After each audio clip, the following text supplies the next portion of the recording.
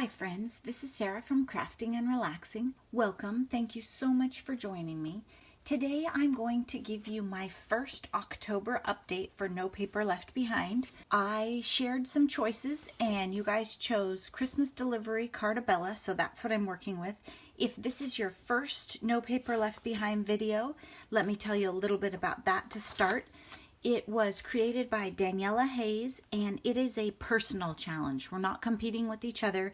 We are challenging ourselves to use our stash, be it a 6x6, a 12x12, a collection like this with stickers and paper. Whatever it is, challenging ourselves to reach into our stash and use up an entire paper collection, pad, whatever it is, in a month. Before I started this challenge, never did that. I mean, I probably didn't use the paper in the entire year. My favorite is to reach in, take the 3 pieces of paper I love the most and put it back in the cupboard. So this is a really great challenge for me, and it lets me think about how I organize things and really evaluating whether I'm going to use it or not. Let me show you. When I work through, those of you who've watched my videos before, you know I'm messy. I'm a hot mess. But No Paper Left Behind has taught me to think, okay, I'm supposed to keep track of the paper and show you what I have left. You know, you can throw away your tiny scraps. If you're doing it, you don't have to keep this and show it. I just was tossing them in there as I went. And this is an interesting one because of the items that I'm creating and how little waste there's going to be. So I'll tell you about that in a minute. Doing this challenge forces me to sort things as I go. So these are no way I'm going to use that. And these are maybe still, but probably not. Let me show you the biggest item left in here. These I will definitely use. I have 2 strips that are still 12 inches long. And 1, 2, 3 that I cut something off the end, but would still make a nice card or a tuck spot in a journal or a cute little tag. I have a couple of the small sentiment journaling cards that were left. Those were from this sheet of paper right here where you had your cut aparts. All of the big ones are gone except for this one. I haven't used these words yet. I couldn't decide if I was going to chop it down or if I'm just going to cut them off and use them like chipboard accents.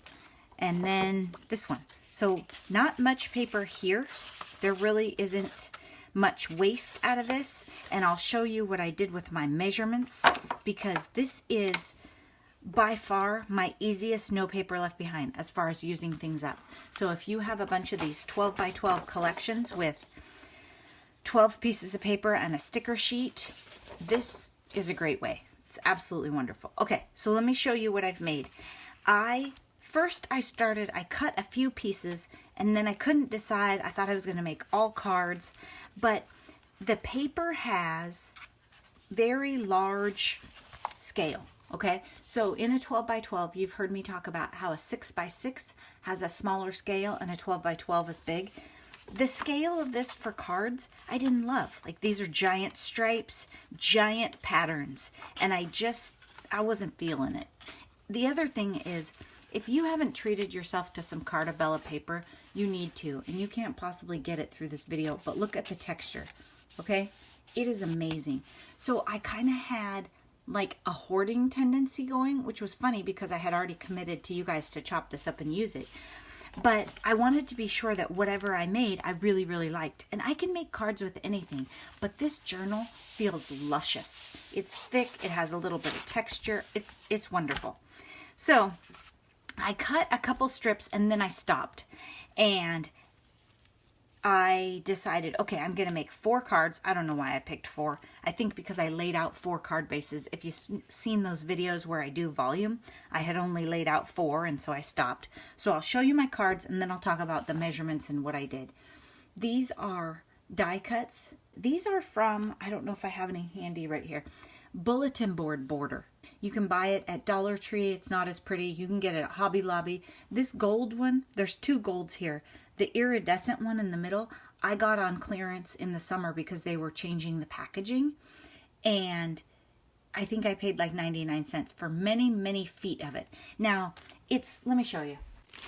It's this stuff, right? If you're a teacher, you know this stuff. So your die can't be very big. But if you think about the dies in your stash, you have a lot of dies that will work on this. You could do lots of sentiments, stars, more stars, flowers, like many, many feet of this. And it's very inexpensive.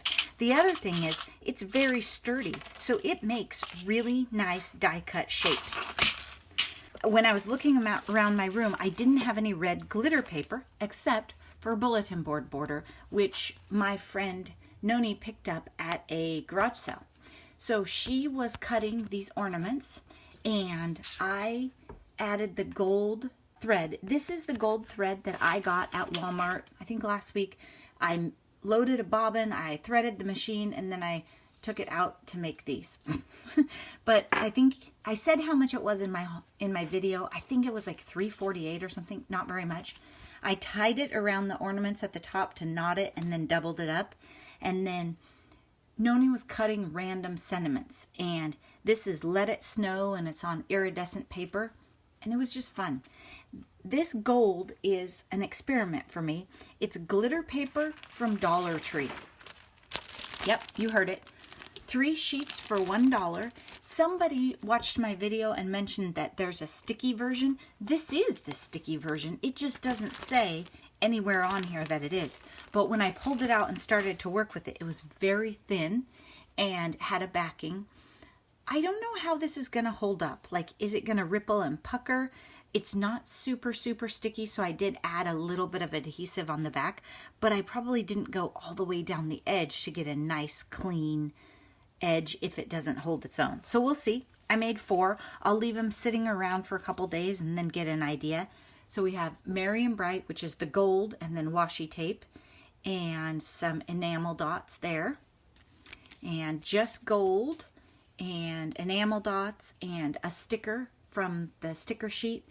And I went around it with my gold pen, which turns out was orange, so then I went over it with silver. Yeah, it's kind of weird, but it works. This Merry and Bright is layered up on top of white. It's not really offset, but it just popped it up and gave it a little more oomph. And I had a great time making these. I would make a bunch more of these. Be sure, if you make these, that you aren't attaching your card to your card base, right? Because one of these, I think the very first one, I was learning to use this glitter paper and I had stuck it down and put my sheet of paper on it, and then I couldn't wrap it around. And in my beginner card videos, I talk about a good sequence to put your cards in order is never to adhere it to your actual card base to start. I should take my own advice. Then, when I stopped to think about it, these tags are 4 inches wide. I typically like to have paper for a card that's either 4 inches or 3 3/4.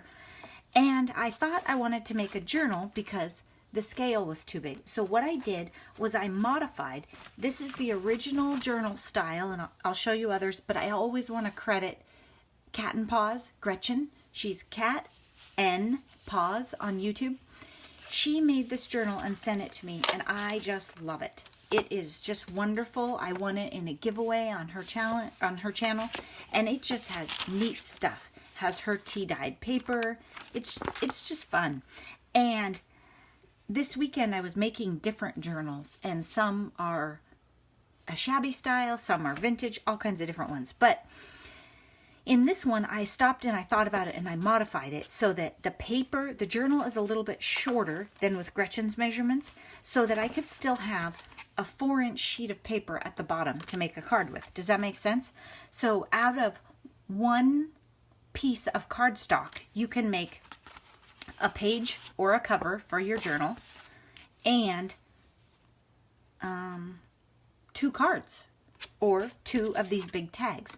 When I did that, it was a game changer because I could do everything I wanted with this paper collection and minimal waste, which in No Paper Left Behind, you don't want a bunch of extra little pieces, right?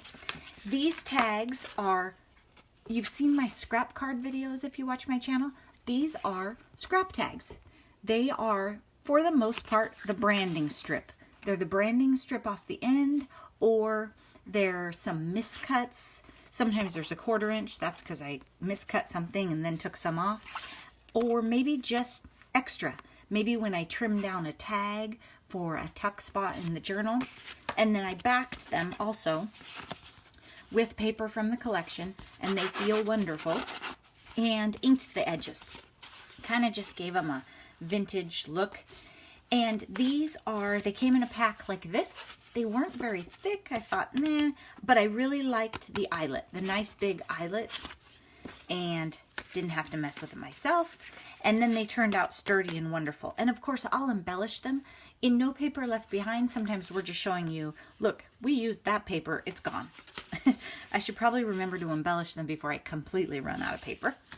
Then I showed you the cards. The journal is not stitched together yet, and it's still underway. So I'll just give you a quick peek so you get the idea. I have a pocket here and a sticker, and I think this is going to be a flip up. And still blank. And a little tuck spot here where I did some stitching with red thread. And here another tuck spot with red. And I didn't ink the edges in this journal all over. I don't know.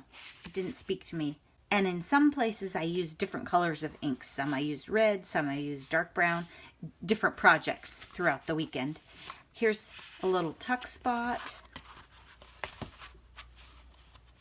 And then I have one where I tried to use one of my new Tim Holtz dies, and they weren't exactly what I thought. I taped it all up. I handed it to Noni to cut it, and she handed it back to me and said, "Is that what you expected?" And I said, "No." Right here underneath, this is a layer that I've added, okay? The die, the cut is actually glued on top of, but the bottom, all it did was scallop it when it cut this off. What I need, or what I need to learn how to use, is I wanted it to have the scalloped edges. Daniela Hayes, when she makes her beautiful journals, she uses a lot of these edges that are just ornate and beautiful, and I wanted some of that in this book because it's Christmassy.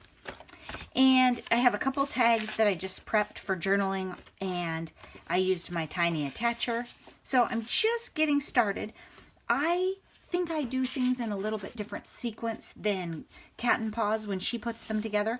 I like to prep them a whole bunch and then bind it so that if I want, I can take this page out and run it through my sewing machine or flatten it. I don't know if there's a right way or a wrong way.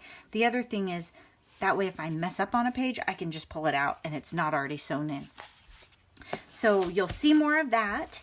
And then these are my tiny, tiny scraps. And I don't have much more done, but I think it's going to be a really busy week. So I don't imagine I'm going to finish real early. And then I still have a bunch of stickers. And I'll use stickers in the journal and on the tags.